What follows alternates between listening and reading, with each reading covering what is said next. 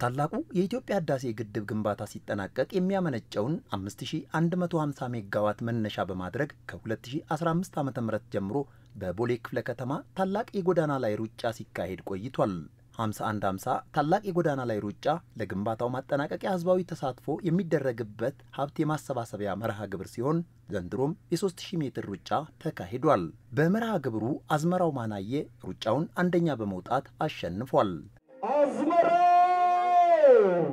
ሩጫውን ሮጬ እንዳሸነፍኩ ሁሉ የህዳሴ ግድባችንንም አባይን ይው በቻለ መጠን ደህውም ሀብታሙ ገንዘብ ባለው በጉልበትም ባስተሳሰብም ታላቅ ደረጃ ደርሷል። ለፍጻሜ የበቃና ያለ ወደፊት ባለኛ አቅም አግዛለሁ ብዬ በወንድም ገዝቻ አሻራያን አሳርፋለሁ። በመርሃ ግብሩ የክፍለ ከተማውን ህብረተሰብ በማስተባበርና ሀብት በማሰባሰብ ከፍተኛ ገቢ ማስገባት የቻሉ ወረዳዎችም እውቅና የተበረከተላቸው ሲሆን ተግባሩን አጠናክረው እንደሚቀጥሉ ተናግረዋል። ያጋር አሻራ ስለሆነ ታላቁ ህዳሴ ግድባችን ገዢ ትርክታችን ስለሆነ በዛ ረገድ በተለያየ ቦታዎች ላይ ንቅናቄ በመፍጠር በአደባባዮች ላይ ከመንግስት ሰራተኛ ጋር ከወጣቶች ጋር ከሴቶች ሁሉንም ህብረተሰባችን የወረዳችን ነዋሪዎችን በማስተባበር ነው ይሄ ውጤት መጣ። ለወረዳችን ከፍተኛ ባለሀብቶችን የተለያዩ አጋዥ ድርጅቶችን ኢንሹራንሶችን አንድ ላይ አስተባብረን በመስራት የሰበሰብነው ሀብት ነው።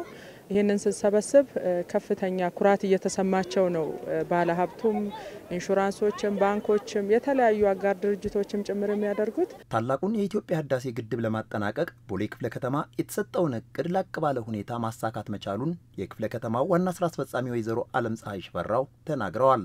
ከ146 ሚሊዮን በላይ ቦንድ በማስገዛት የተለያዩ አካላቶች ከጎናችን ቆመው መላው የቦሌ ክፍለ ከተማ ነዋሪዎች ትናንትም አምናም ቦሌ አንደኛ ነው አንደኝነታችንን ያረጋገጥነው እንኳን ደስ አላችሁ ማለት ፈልጋለሁ።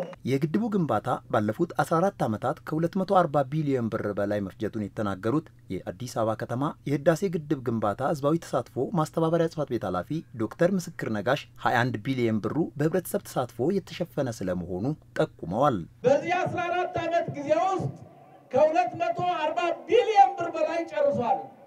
በአብዛኛው የተሸፈነው በመንግስታችን ሲሆን ከዚህ ከ240 ቢሊዮን ብር ውስጥ ደግሞ 21 ቢሊዮን ብር በአጠቃላይ እንደ ሀገር የዲያስፖራውን ጨምሮ በህብረተሰብ ተሳትፎ የተገኘ ድጋፍ ነው።